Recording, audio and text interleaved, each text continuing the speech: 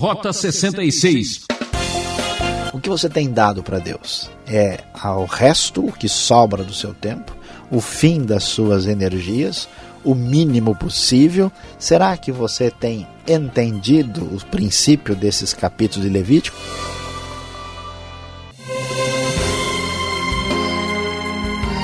Esse é o nosso tempo para pensarmos nas coisas eternas. Aqui é Beltrão e esse é o programa Rota 66. O caminho para entender o ensino teológico dos 66 livros da Bíblia.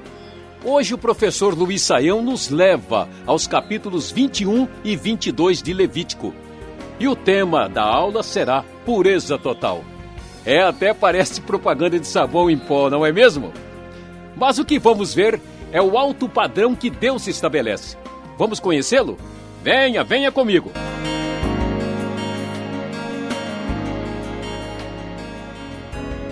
Nós vimos no capítulo 18 e 20 a importância dos limites na área da sexualidade humana.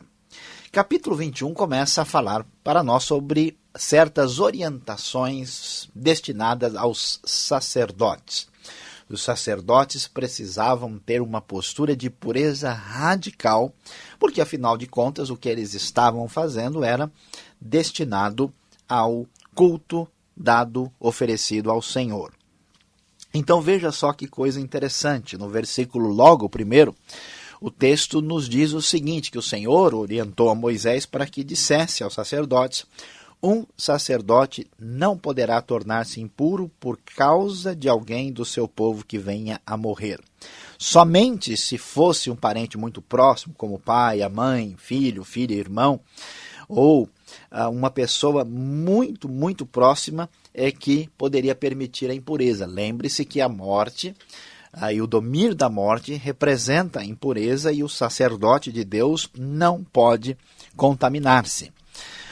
Um pouquinho mais abaixo, essa pureza total dedicada a Deus se manifesta novamente através da ordem de que os sacerdotes não poderiam rapar a cabeça, nem aparar as pontas da barba, nem poderiam fazer cortes no corpo, conforme lemos no versículo 5, pois eram santos dedicados ao Senhor, toda espécie de profanação seria impedida. Por que isso acontecia? Porque essas práticas lembram o procedimento dos povos pagãos. O sacerdote não podia tomar por mulher, versículo 7, uma prostituta, uma moça que tivesse perdido a virgindade ou mulher divorciada, porque ele era santo ao seu Deus. A filha do sacerdote que se corrompesse e se tornasse prostituta devia ser severamente punida, ela recebia pena de morte. O sacerdote não podia andar descabelado, como acontecia com pessoas envolvidas nos rituais pagãos, que tinham autoflagelação para chamar a atenção dos deuses assim chamados, e nem poderia rasgar as roupas em sinal de luto. Portanto, toda a dedicação do sacerdote para Deus era especial. A semelhança de um procedimento que alguém tem hoje quando essa pessoa participa de uma cerimônia especial. Essa pessoa põe um perfume muito caro, essa pessoa põe um terno, uma roupa ou um vestido muito especial de custo mais elevado. Essa pessoa se prepara especialmente para honrar aqueles que vão ser encontrados naquela grande cerimônia, quer seja uma coroação real, quer seja a posse de um presidente, de um governador, um casamento de uma pessoa muito importante, uma formatura de uma pessoa que tem significado e destaque social. Então imagine só o que é fazer alguma coisa com uma dedicação especial para Deus. E o texto prossegue, diz coisas talvez até mesmo estranhas para a compreensão do Novo Testamento. Versículo 17, na NVI, nós lemos: diga Arão, pelas suas gerações, nenhum dos seus descendentes que tenha algum defeito poderá aproximar-se para trazer ao seu Deus ofertas de alimento. nenhum homem que tivesse qualquer tipo de problema, se ele tivesse deficiência visual ou física, ou que tivesse qualquer defeito no rosto, no mão, no pé, em qualquer parte, o texto chega até a dizer se alguém tivesse feridas purulentas ou qualquer tipo de defeito, seria impedido de exercer o sacerdócio. É difícil para nós entendermos o que isso significa, mas fica claro que o texto não diz que essas pessoas estavam afastadas de Deus, que não podiam cultuar, elas não podiam simbolizar a pureza. Da mesma forma como hoje, se temos um atleta que joga na seleção brasileira de futebol ou que joga num time de basquete, não pode entrar qualquer pessoa que está lá e vamos supor que alguém com 70 anos de idade queira entrar na seleção brasileira e alguém diz, não, mas ele não me aceitou porque praticou discriminação contra mim. Não, porque aquela pessoa não tem o perfil adequado para aquela atividade. Da mesma forma como a finalidade aqui era representar a santidade e a pureza plena, essas pessoas não podiam participar dessa função, ainda que fossem aceitas por Deus e que fossem amadas por Ele e fizessem parte do povo da aliança. Por isso, as pessoas que tivessem lepra ou qualquer fluxo no corpo também não podiam participar disso. E mesmo uma pessoa que tivesse nessa condição, o capítulo 22 vai nos dizer, não podia comer nem das ofertas que eram apresentadas ali na ocasião do sacrifício, a não ser que já estivesse purificado. E dentro desse mesmo pensamento de que é necessário pureza total para se aproximar de Deus na função de sacerdote, o capítulo 22 vai focalizar algumas coisas interessantes que merecem a nossa consideração aqui. Não tragam, versículo 20 na NVI, não tragam nenhum animal defeituoso, porque não será aceito em favor de vocês. Quando alguém trouxer um animal do gado ou do rebanho de ovelhas como oferta de comunhão para o Senhor, em cumprimento de voto ou como oferta voluntária para ser aceitável, o animal terá que ser sem defeito e sem mácula. Não ofereçam ao Senhor animal cego, aleijado, mutilado, ulceroso, cheio de feridas purulentas ou com fluxo. Não coloque nenhum desses animais sobre o altar como oferta ao Senhor, preparada no fogo. Todavia, poderão apresentar como oferta voluntária um boi, um carneiro ou um cabrito deformados ou atrofiados. Mas no caso do cumprimento de voto, não serão aceitos. Não poderão oferecer ao Senhor um animal com os testículos que estejam machucados, esmagados, despedaçados ou cortados. Não façam isso em sua própria terra, nem aceitem animais como esses das mãos de um estrangeiro para oferecê-los como alimento do seu Deus. Não serão aceitos em favor de vocês, pois são deformados e apresentam defeitos. A ideia prossegue não só em relação ao sacerdote, mas também em relação ao ofertante. Qual é o grande problema na vida de uma pessoa que tenta se aproximar de Deus? É perder a referência de quem Deus é. Deus é santo, Deus é poderoso, Deus é tremendo, é tudo que Ele é. Se Ele é assim, como é que eu vou me aproximar dEle e oferecer alguma coisa dEle? É super impressionante observar como certas pessoas, diante de réis mortais, quer sejam políticos, pessoas famosas, governantes, artistas, esportistas, pessoas de destaque, como as pessoas se aproximam com tanta reverência, com tanta atenção, e alguns até chegam a cultuar certas personalidades, ou como se diz hoje em dia, celebridades dos dias de hoje. Imagina, se pessoas assim recebem esse tipo de atenção especial, como é que Deus deve ser tratado? Por isso é um pecado muito grande tratar Deus de qualquer maneira. E o perigo era esse: na hora de oferecer aquela oferta ou sacrifício trazido ao Senhor, a pessoa trazia o pior possível.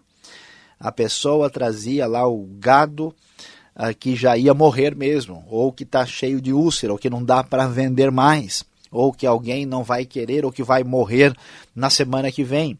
Então essa atitude perante Deus era absolutamente inaceitável. Se é verdade que Deus é tudo aquilo que Ele nos revela que Ele é, na sua santidade, grandiosidade, pureza, ele deve ser tratado de maneira diferenciada, particular, totalmente diferente, como realmente quem merece uma consideração especial. Por isso, diante de Deus, tanto o sacerdote como o ofertante tinham uma exigência muito clara no livro de Levítico, que é pureza total. Para um Deus especial, o culto e toda a vida deveria manifestar pureza total. Não esqueça, esta é a grande mensagem que aparece aqui nesses 2 capítulos do livro de Levítico.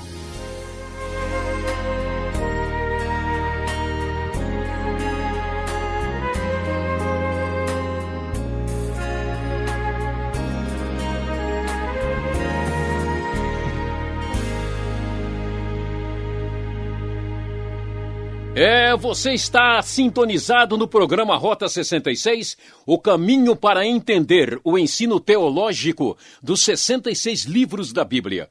Hoje a nossa aula fala sobre pureza total nos capítulos 21 e 22 de Levítico. Estou esperando a sua carta. Caixa Postal 18.113, CEP 04626-970, São Paulo, capital. Ou pelo e-mail rota66@transmundial.com.br. Rota 66 tem a produção e apresentação de Luiz Saião e Alberto Veríssimo, que também faz os textos. Na locução, Beltrão, uma realização Transmundial. Ainda temos uns minutos para tirar as dúvidas. Quem pergunta, quer saber.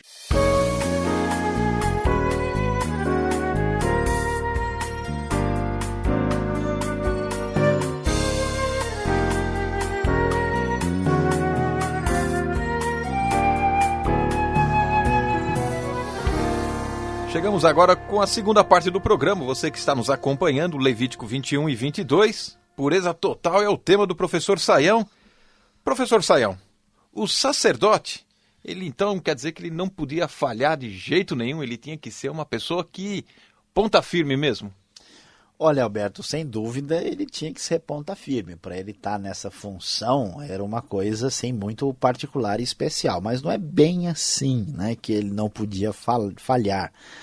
Tanto é que a lei, a gente vai ver, por exemplo, lá em Levítico capítulo 4, nós temos a orientação, né, que se o sacerdote pecar, trazendo culpa sobre todo o povo, então existe toda a orientação de como ele faz o sacrifício em favor do seu próprio pecado. O sacerdote não era uma pessoa perfeita, não era uma pessoa que poderia ser considerada infalível. Ele era apenas aquela pessoa que apresentava o homem para Deus, trazia, né, essa aproximação entre os dois que havia sido prejudicada por causa da realidade do pecado na raça humana. A sua responsabilidade era muito grande, se exigia mais dele, porque é um princípio da Bíblia, né, muito claro que quem tem mais luz, quem tem mais de Deus, tem claramente, se exige mais dessa pessoa, uma coisa absolutamente normal, né? Eu não posso dar uma prova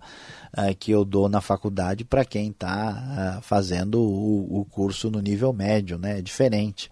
Então, mas não tem essa ideia de que ele é impecável, que ele não pode falhar. Não, ele tem também como tratar dos seus próprios problemas. Ele parece que é então uma espécie de modelo para toda aquela congregação. Por que então a sua filha, por exemplo, né, era tão assim castigada, ou todo mundo olhando em cima?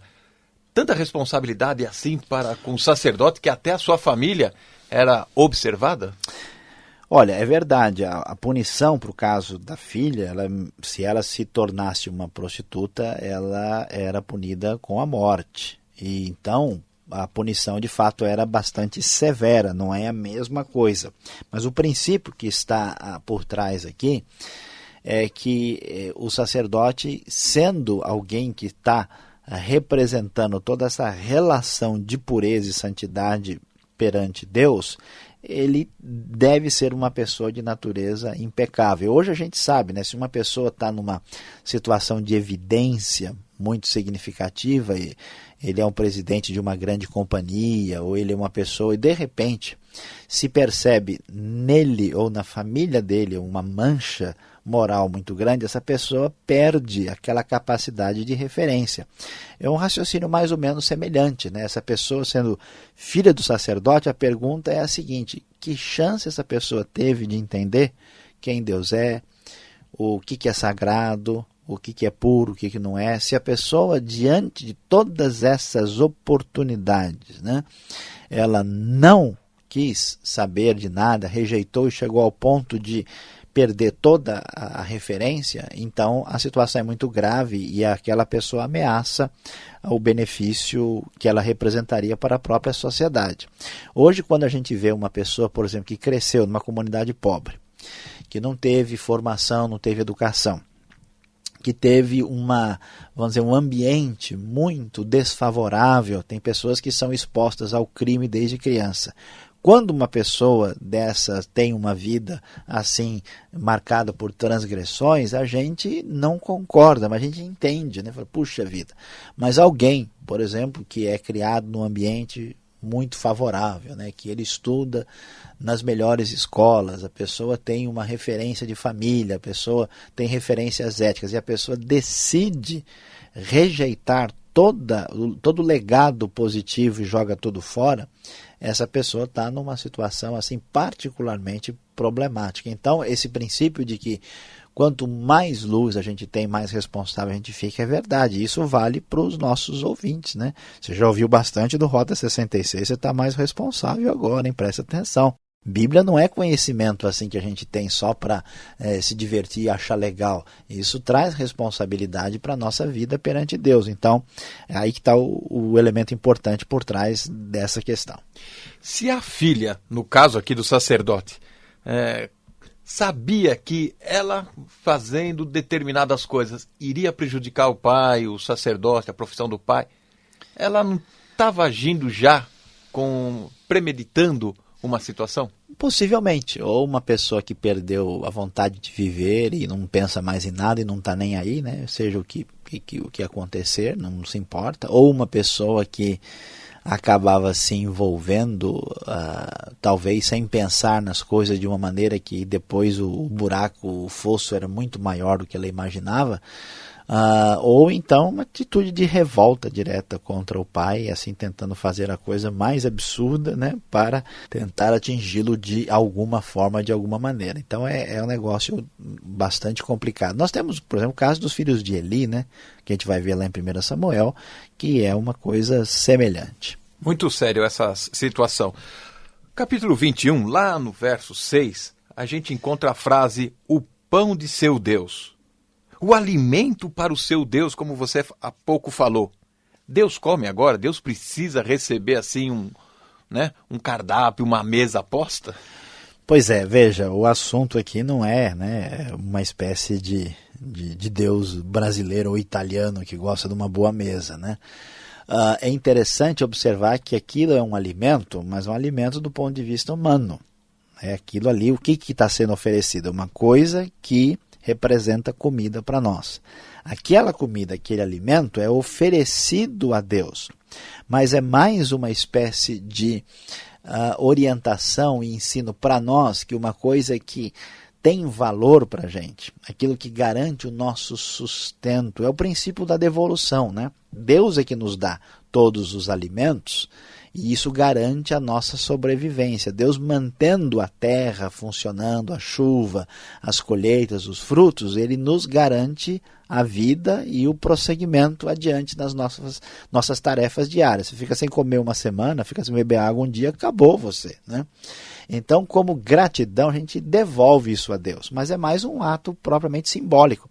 É como dar uma oferta, dinheiro na igreja. Deus precisa de dinheiro, tem uma maneira de mandar dinheiro para o céu, algum banco celestial. Não existe isso. Deus não come, Alberto. Pode ficar tranquilo, né, que a gente vai ter bastante comida dada por Deus, mas a maneira de mostrar a nossa dedicação para Deus, não há nada que Deus tenha necessidade, nada de que ele precise, para a gente falar, vou mandar isso que Deus está precisando, manda logo, né?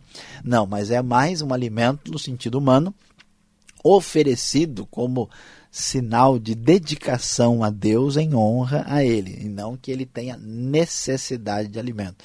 Os deuses pagãos, sim, eram diferentes, eles ficavam com fome, ficavam chateados, sentindo, mas a ideia é totalmente diferente no Deus da Bíblia. Perfeito. Agora, para terminar, a última pergunta: como o Novo Testamento, veja só, como o Novo Testamento vê o sacerdócio? Será que nós aqui, eu, você, passaríamos no teste? Pelo que você colocou agora, o negócio aí é a risca mesmo, né? Olha só, como a ideia era exatamente simbolizar essa pureza plena na relação com Deus, o sacerdote tinha vários limites, né? Limites inclusive de natureza física. E a pessoa não tinha nenhuma culpa de ter o problema. Por exemplo, eu mesmo, Alberto, eu não passaria não, porque o sacerdote não tinha possibilidade de ter nenhum problema, defeito na vista. Eu, por exemplo, tenho 3,5 de miopia aqui, né? Eu gosto de brincar com o pessoal, quando eu estou de óculos eu pego o ônibus, quando eu estou sem óculos o ônibus me pega, então a coisa é muito séria. Então a gente não passa no teste, mas graças a Deus, aí que está a grande maravilha. No Novo Testamento, porque o sacerdote absoluto, Jesus, fez o sacrifício perfeito, por meio de Cristo nós temos agora pleno acesso a Deus. E todo mundo que estava distanciado foi aproximado. Então, nós, né, mesmo com os nossos problemas, imperfeições, defeitos e até pecados e quaisquer problemas, agora temos a grande bênção de sermos chamados de sacerdotes. Existe o que a gente chama do sacerdócio universal de todos os crentes. Você não precisa, você que está me ouvindo, de nenhum sacerdote, porque você tem acesso direto a Deus por meio de Cristo Jesus. Por isso que Jesus demonstrou isso, porque ele tocou no leproso, ele tocou em todo mundo que era impuro, sem problema nenhum, mostrando que através dele toda impureza e distanciamento foi anulada pela manifestação plena da graça de Deus. Isso é muito bom, é muito legal, especial e extraordinário. E não precisamos nem de intermediários, né? Exatamente, você não precisa de ninguém para fazer a sua conexão com Deus. Você tem acesso direto e grátis. Ligue já, Deus está te esperando. Muito bem, Sayão, muito obrigado por esse bate-papo, essa explicação. Você que acompanhou o estudo de Levíticos 21, 22, agora vem a aplicação do estudo para você.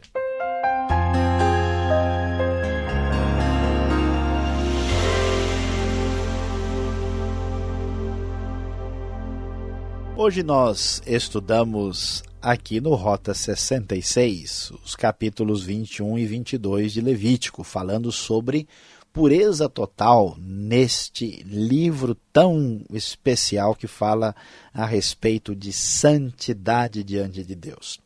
E que lição extraordinária nós vamos ter para a nossa vida diante do que nós estudamos hoje. A grande verdade que fica para a nossa vida prática é a seguinte: trate a Deus como Ele merece.